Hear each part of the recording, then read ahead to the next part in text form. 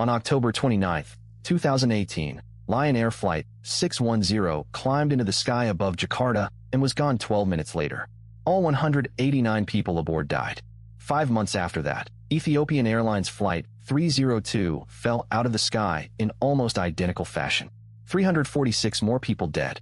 What investigators eventually discovered was not pilot error, not mechanical failure in the traditional sense. It was a software system Boeing had quietly installed on a brand new aircraft, never told pilots existed, and certified by presenting the FAA with documents that significantly understated just how dangerous that software could become when it went wrong. This matters right now because on August 4, 2026, the FAA just certified the 737 MAX 7, the smallest variant of the same aircraft family. Boeing is back. The MAX is flying again. And the question that has never been fully answered is whether the industry actually fixed the thing that went wrong, or whether it patched over it just enough to get regulators comfortable. 346 people are dead. Boeing paid $2.5 billion in a 2021 criminal settlement. But no Boeing executive went to prison. The Justice Department this year is still negotiating the final terms of accountability with a company that, according to its own internal communications released during litigation, had engineers privately calling the MAX a design by clowns. What is at stake is not just Boeing's survival as a company. It is whether commercial aviation's entire certification system is structurally capable of catching this kind of failure before it kills people, not after. Approximately 4,800 Boeing 737 MAX aircraft have been ordered globally. Every single one of them carries the descendants of the same software philosophy that produced MCAS. Airlines in the United States, Europe, India, and Southeast Asia are betting their fleets on whether the fix holds. To understand what actually went wrong, you have to go back to 2011. Airbus announced a new fuel-efficient engine for its competing A320 aircraft. Boeing's customers immediately started threatening to switch. Boeing needed a response fast, and the fastest response was not building a new plane but modifying the existing 737 design, which dated back to 1967. The problem was physics. The new, larger engines could not fit under the 737's low-sitting wings the same way, so engineers moved them forward and higher on the fuselage. This changed the aerodynamics.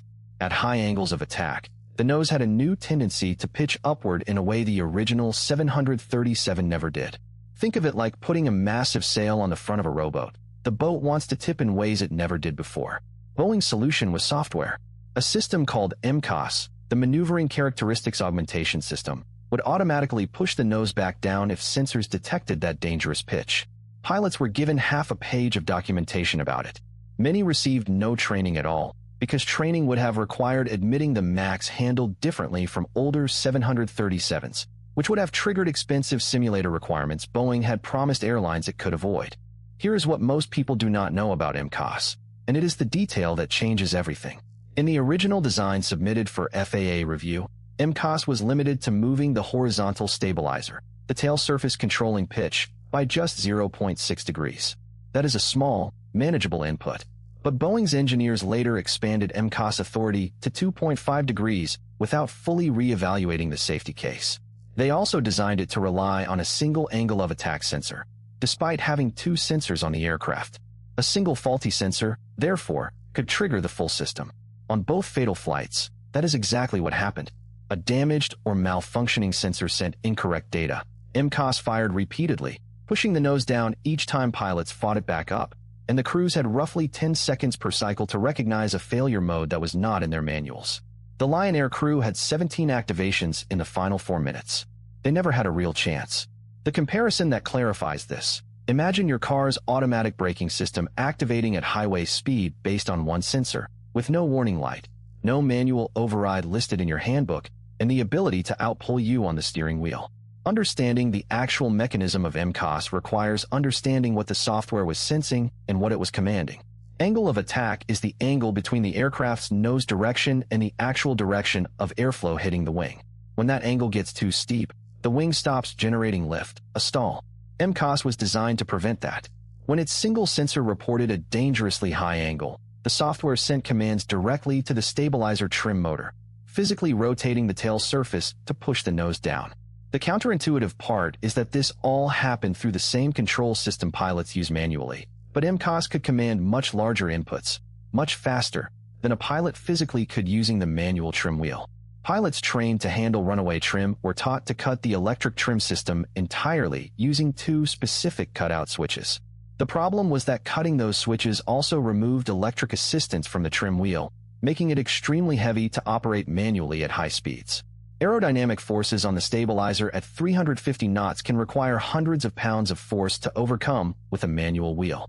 The crews on both flights hit a wall, literally, and if you fly commercially, you will almost certainly board a 737 MAX within the next few years. As of 2026, Southwest Airlines operates more than 800 of them. American, United, and Alaska are all expanding MAX fleets. The practical thing you can do is understand what you are boarding. The MAX 8, MAX 9, MAX 10, and now MAX 7 all carry the patched MCAS. They are statistically safe. The post-grounding modifications have now accumulated hundreds of millions of flight hours without incident. But the systemic vulnerability exposed by the crashes, a certification culture that traded rigor for speed and cost, has not been legislated away.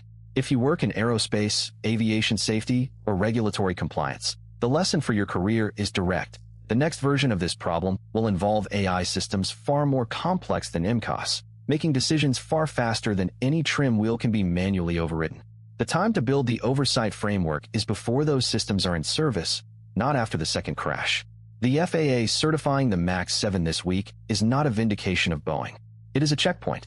The deeper story of what happened between 2011 and 2019 is a precise case study in what occurs when competitive pressure, regulatory capture, and overconfidence in software combine in a safety-critical system.